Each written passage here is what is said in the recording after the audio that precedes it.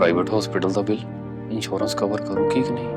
मुख्यमंत्री सहज योजना कार्ड हैगा, फिर कोई टेंशन नहीं, थोड़ा सारा ट्रीटमेंट कैशलेस है। बिना पैसिਆਂ ਦੇ? जी हाँ। ਹਰੇਕ ਨਾਗਰਿਕ ਜਿਹੜਾ ਹੈ ਉਹ ਮੁੱਖ ਮੰਤਰੀ ਸਿਹਤ ਕਾਰਡ ਜਦੋਂ ਬਣ ਗਿਆ ਤਾਂ ਉਹ 10 ਲੱਖ ਰੁਪਏ ਦਾ ਮੁਫਤ ਤੇ ਕੈਸ਼ਲੈਸ ਜਿਹੜਾ ਇਲਾਜ ਕਰਾਉਣ ਦੇ काबिल भी होगा, एलिजिबल भी होगा। पंजाब सरकार लेकर आई है दुनिया की पहली सेहत योजना। अब पैसे के कारण पंजाब का कोई भी नागरिक बढ़िया इलाज से वंचित नहीं रहेगा। सेहत का हक सबके लिए। क्या आपकी सैलरी रातों रात दोगुनी होने वाली है? क्या बेसिक सैलरी 18,000 से बढ़कर 51 पार होने वाली है? आज देश के करोड़ों केंद्रीय कर्मचारियों की नजरें सिर्फ एक जादुई नंबर पर टिकी हैं और वो नंबर है फिटमेंट फैक्टर। बजट की खामोशी के बाद आज सड़कों पर संग्राम छिड़ा है, क्योंकि ये लड़ाई सिर्फ महंगाई भत्ते की नहीं बल्कि हक के उस मल्टीप्लायर की है जो अगले 10 साल तक जेब की ताकत तय करेगा।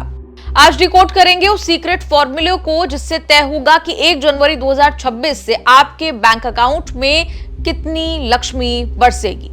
घर का राशन हो, स्कूल की फीस हो या फिर हर महीने बढ़ता ईएमआई हो, एक आम सरकारी कर्मचारी के लिए वेतन आयोग सिर्फ एक शब्द नहीं बल्कि बेहतर भविष्य की उम्मीद है। लेकिन मेहनत का सही मोल फिटमेंट फैक्टर के बिना अधूरा है। आज 12 फरवरी जब पूरा देश हड़ताल देख रहा है, तब हम आपके सामने लेकर आए हैं वो कैलकुलेशन जो आपको बताएगा कि सरकार के 2.86 और कर्मचारियों के 3.68 के बीच के फेरबदल में आपका कितना फायदा है। इसी फॉर्मूले को लेकर सरकार और यूनियंस के बीच कहीं ना कहीं खींचतान है और इसी वजह से आज की हड़ताल है।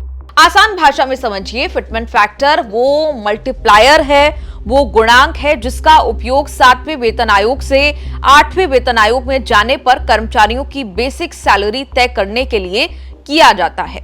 7वें वेतन आयोग में ये 2.57 था, यानी 7,000 की बेसिक सैलरी बढ़कर 18,000 हुई थी। 8वें वेतन आयोग में कर्मचारी यूनियन इसे बढ़ाकर 3.68 करने की मांग कर रहे हैं। अगर सरकारी कर्मचारियों की मांग मान ली जाती है तो गणित कुछ इस तरह होगा कि 18,000 की बेसिक सैलरी 2.86 फिटमेंट फैक्टर से 51,000 और 3.68 के हिसाब से 66,000 के पार हो जाएगी। हम आपको ग्राफिक्स के जरिए दिखाते हैं कि किस पे लेवल पर कितना कैसा असर पड़ेगा। अब इस मामले में पेच कहां फंसा है वो बात समझिए।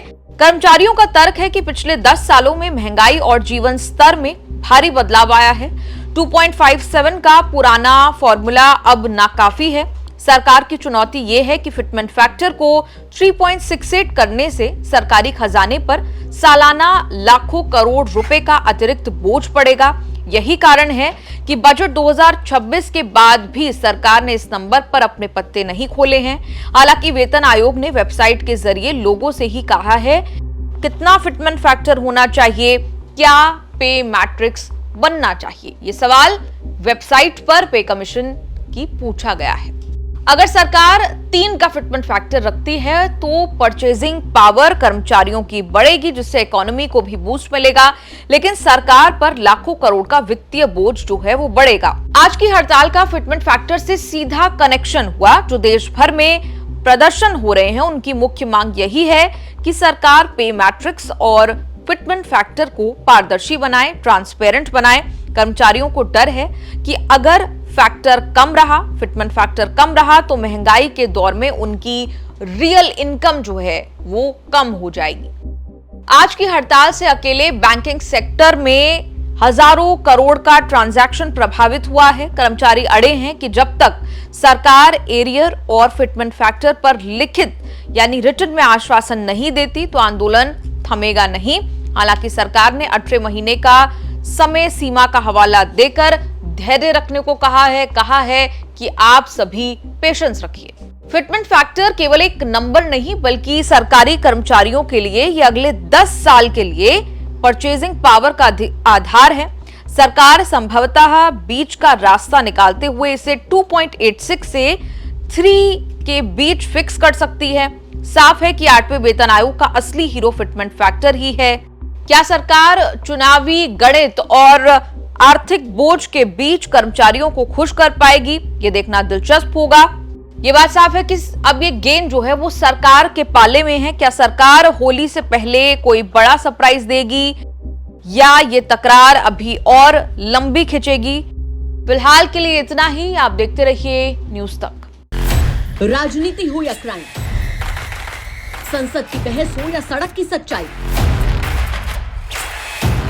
बाजार की चाल हो या रोजगार की तलाश, देश की चर्चा हो या दुनिया की हलचल, जंग के शोर से सीज फायर की खबर तक, यूपी बिहार से तमिलनाडु की सियासत तक, एस्ट्रोलॉजी के सितारों से खेल के मैदान तक, सच साफ सीधे अंदाज में देखिए तक 360, गली से ग्लोब तक।